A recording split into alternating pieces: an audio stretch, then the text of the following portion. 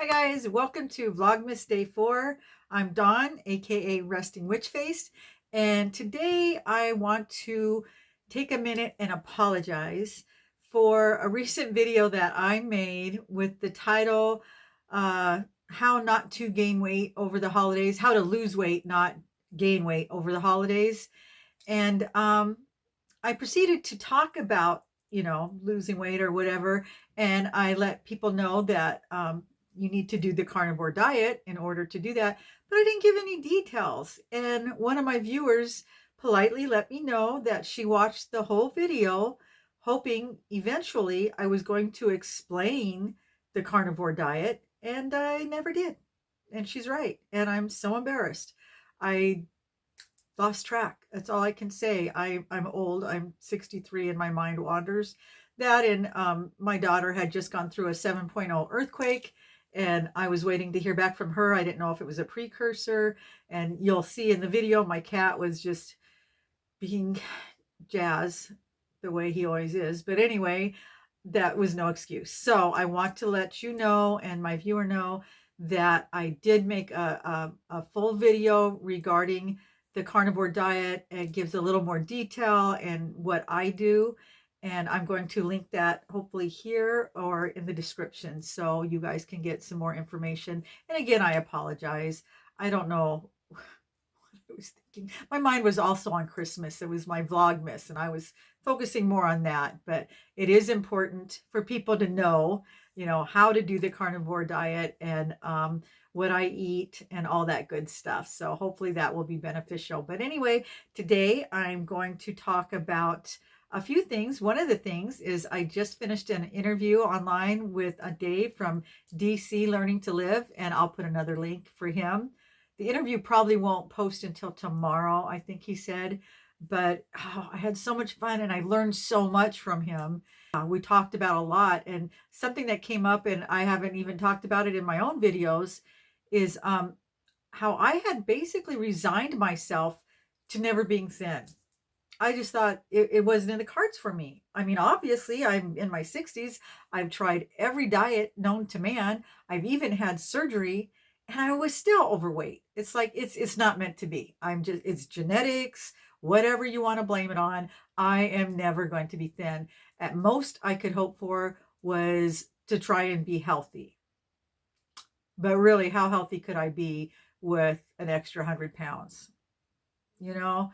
But that was my thinking. And until I discovered carnivore, I really never had any hopes of ever being thin or just being normal weight.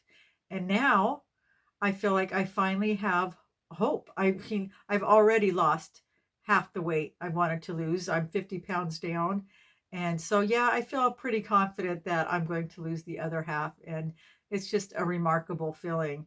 But I didn't even think about it. You can be, I thought I was, trying to be healthy and eating crap. I wasn't healthy and I wasn't exercising. I was just, I don't know what I was thinking, honestly. I just thought that maybe I would find the right supplement, some magic pill, and that was going to make me feel better and I would feel healthy. But until I started eating the proper diet and started feeling better, I didn't even know what healthy felt like.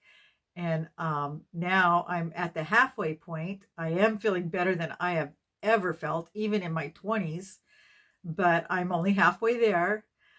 And we were talking, and I was saying, even though I was working on being healthy, once I had the lap band surgery, my health deteriorated.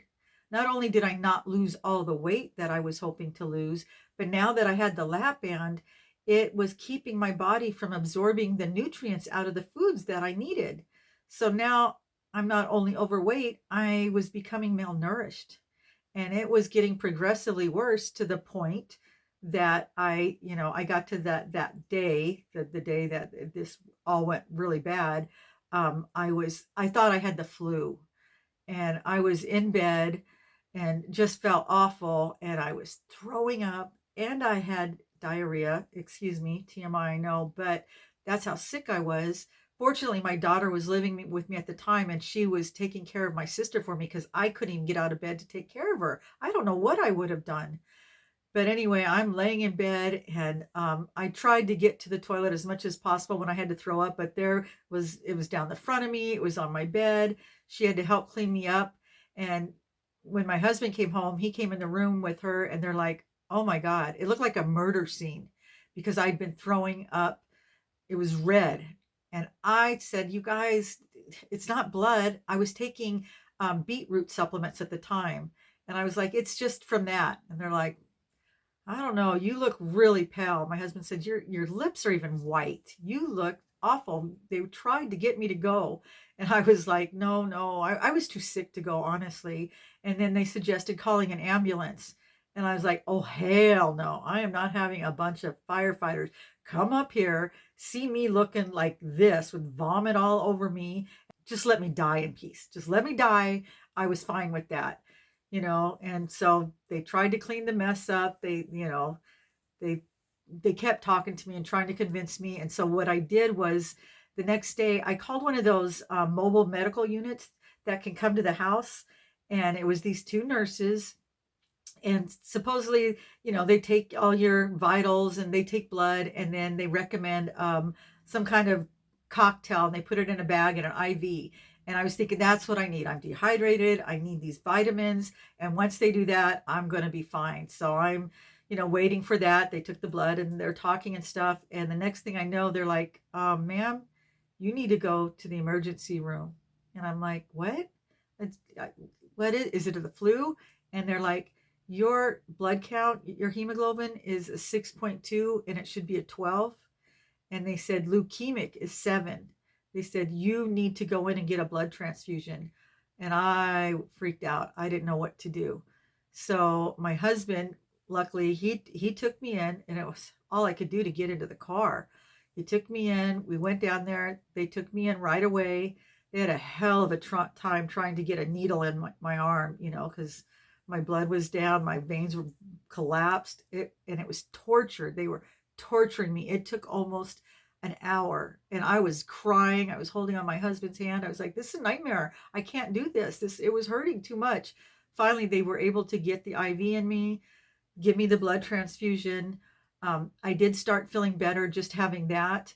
And then they told me, okay, now you're going to have to stay for a couple days. We need to do some tests. And I was like, no, I can't. I take care of my sister. I can't. There's nobody else. My daughter had to take off work to take care of her. And so they're telling my daughter, because by then my husband had to go home. I'd been there all day and he had to go to work the next day. So they switched. My daughter came, and they were telling my daughter, you need to convince your mom to stay. She needs to stay. We need to find out what's going wrong. Why is she throwing up blood and all this stuff? And I was like, I just can't. I went home. I said, I'll go to my primary doctor. I'll find out. And it turned out it was because I was taking ibuprofen daily, which is so bad. It's so hard on your stomach, especially once you've had the lap band. But because I felt so horrible all the time, I had severe headaches. I was taking the ibuprofen because it was the only thing that was making me feel somewhat better. It was just contributing to the overall problem. It was making things so much worse. It was causing me to bleed internally. And once I realized that's what it was, I just stopped. I didn't take it anymore. I stopped taking that, and they put me on a few other things. And so they said, watch your stools. You'll know if you're still bleeding. And the bleeding did stop. So I thought, okay, I'm okay there. But I was still very low. I was still anemic. And I did go into my primary within a couple days. She had me go in and have more blood work done. I was still extremely low. I think it came up to 7 or something. And that was with the blood transfusion. So then she put me on iron therapy and Rice Krispies iron fortified cereal. And I did that. I think I eventually brought my hemoglobin count up to 9 something. And by then I was feeling so much better compared to 6.2. I thought, okay, I'm on the road to recovery. I'm okay now. I was still very, very sick. And that was, the beginning of my healthy lifestyle journey, where I decided I'm going to take this seriously. And eventually I found the carnivore diet, or it found me. And here I am today. I feel great. I've lost the weight, and things are just getting better and better. So that that was the story that I told Dave on DC Learning to Live. That was my story. And I just know that there's a lot of other people out there that also have had lap band surgery that have become carnivores. I've come across quite a few of them, because we're desperate. We're trying anything to get healthy and lose weight or whatever. And they make it so easy now to qualify to get that surgery. So I regret it, but it's too late. The damage is done.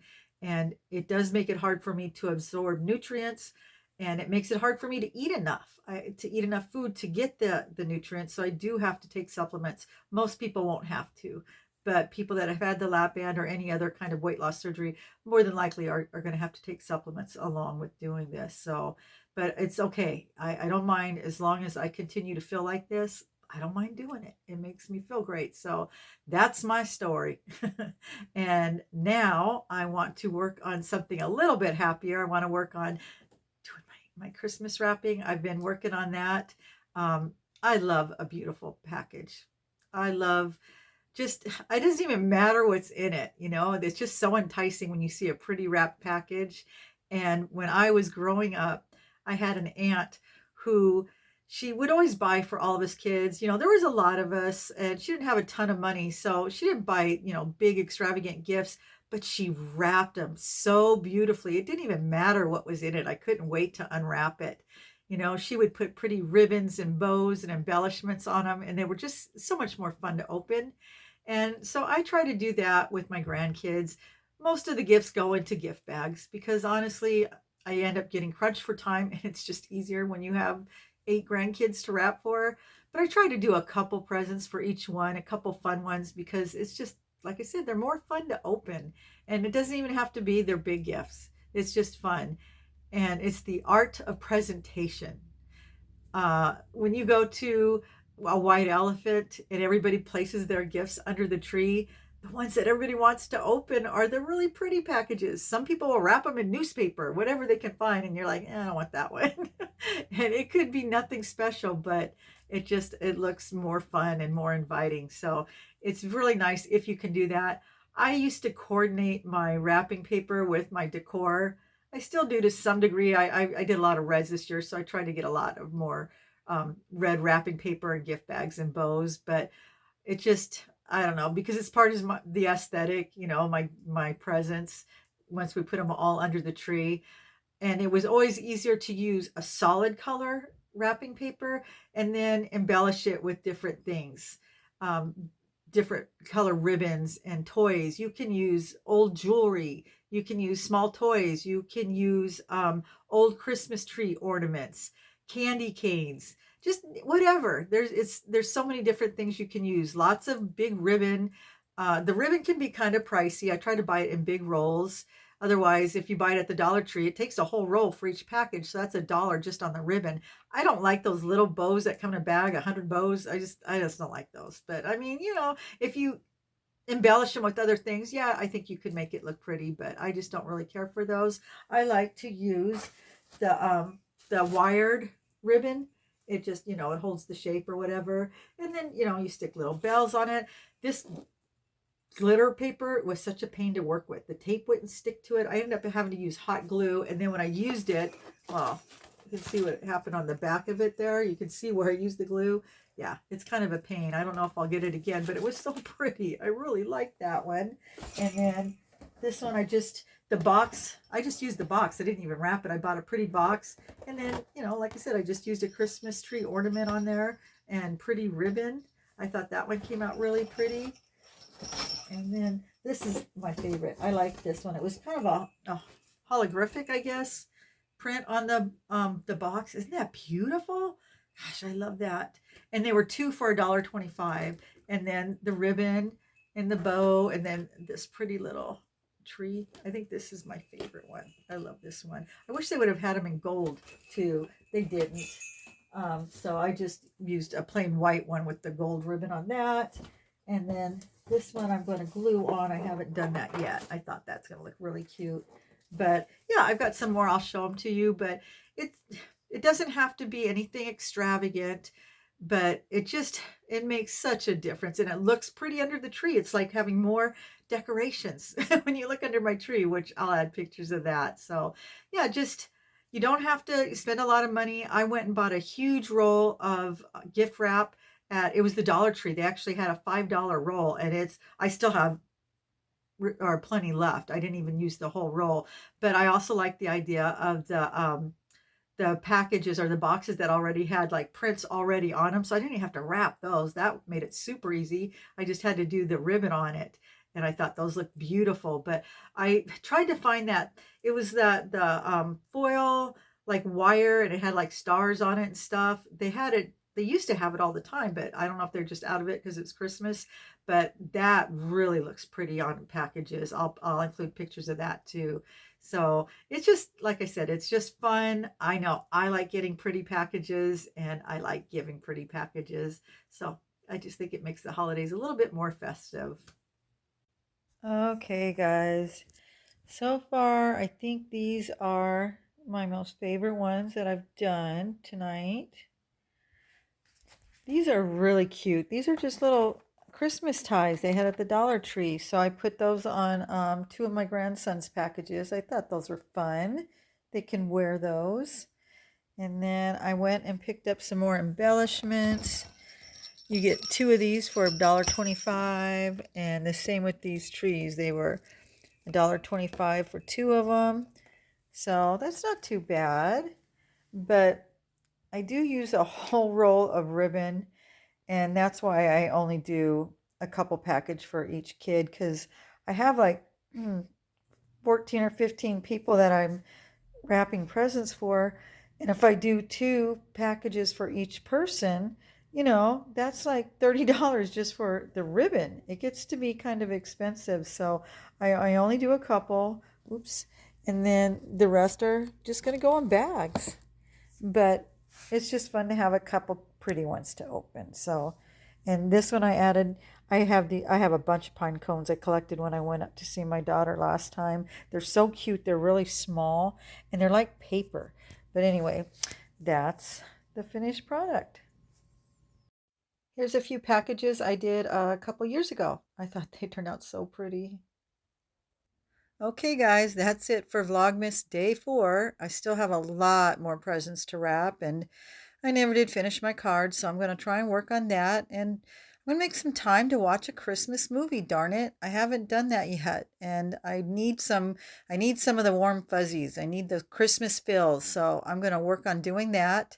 And I'll make another video sometime this week, but hopefully you like this one. And if you did, please hit the like button. And for those that aren't subscribed, please consider subscribing. It really helps my channel. And I will see you guys in the next video. Take care, guys.